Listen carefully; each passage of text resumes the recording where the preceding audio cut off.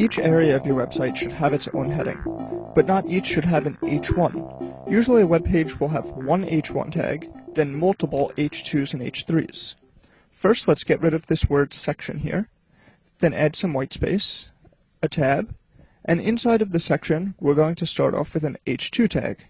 Close it, and right inside, this is my first website.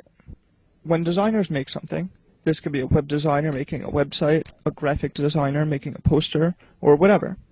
They commonly will add what's called dummy text, just to show where the content is going without actually adding it in. This is what we're going to do here. To find some of this dummy text, we'll do a Google search for what is called lorem ipsum. Lorem ipsum is just an old form of Latin. Now, while we're on Google, I just want to point something out. The information you're seeing here, this is a description. The description is something that can be written in the head of the document.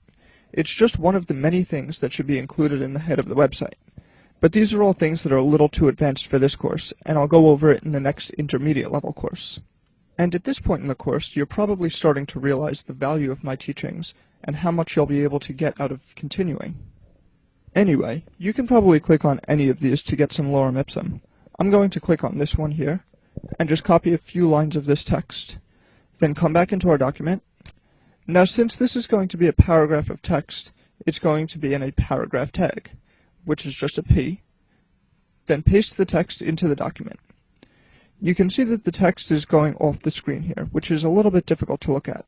So if we come up here under the View tab and press Word Wrap, it makes it a little easier to look at. Now save and come back to the browser, refresh the page, and now you can see that our web page is beginning to come together a little bit. We have a header, some information, and in the next video we're going to finish adding the content to this page. I'll see you there.